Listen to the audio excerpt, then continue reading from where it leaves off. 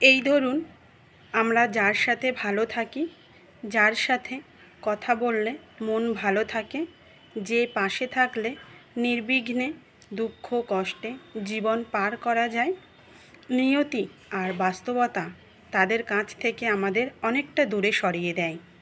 আমাদের জীবনে দুঃখ আর আক্ষেপই হচ্ছে মূলত তাদের কাছে না পাওয়ার কারণে।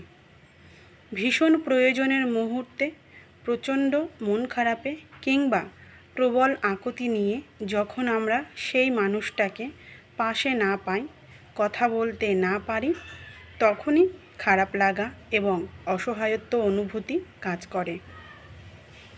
প্রিয়জন কিংবা প্রচণ্ড ভালোবাসার পরেও সেই মানুষটা ছাড়া একা থাকাটা ভীষণ যন্ত্রণার।